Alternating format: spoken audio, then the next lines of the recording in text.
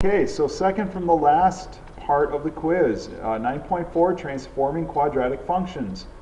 So the first thing we were supposed to do is determine which is the tallest and skinniest of the functions listed. So as I look at them, from our class notes, we were told that our a value, the value in front of the x squared, was going to determine how tall or skinny a function was, or a graph was. So I'm looking at these. I've got a 2, a 0.3, and a -5. Now what I'm really interested in is the absolute value of a. The tallest, skinniest one will be the largest of those. So I've got the absolute value of 2, that's equal to 2. I've got the absolute value of 0.3, that's equal to 0.3. And I have the absolute value of -5, which is 5. So the largest of those was this last one here, the absolute value of -5, which is 5. So that will be my tallest and skinniest graph. So h of x equals -5 x squared is the tallest, because, and I'm not going to tell you that last part, I already said it, but I don't want you just copying what I wrote. So if you didn't catch it, back up and read it, or re-listen.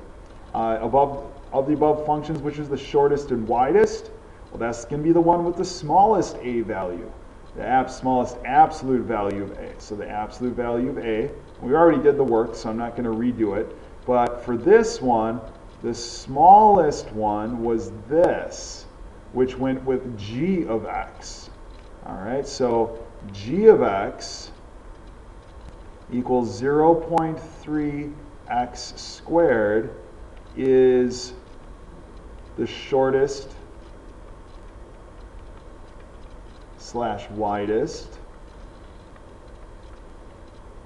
because, and again, I'm not going to fill it in for you, I want you to do that, okay?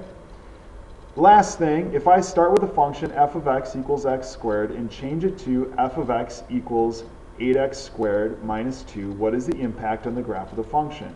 Well, there's two things going on here. There's this multiplier of 8 and then this minus 2 on the end. The multiplier of 8,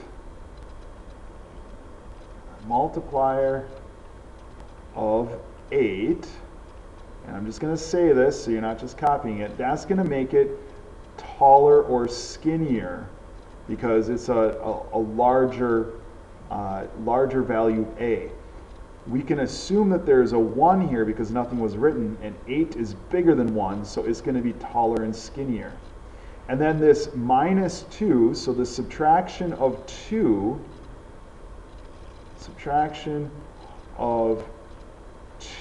on the end, that actually shifts the graph down, okay? So that's going to shift it down. So we've got the multiplier of 8 making it taller and skinnier, and the subtraction of 2 shifting the whole graph down. So fill those in for your quiz with your values and determine what is happening here. Now, if this was a +2, then the whole graph's going to go up 2 instead. All right, very good. Hope that helps.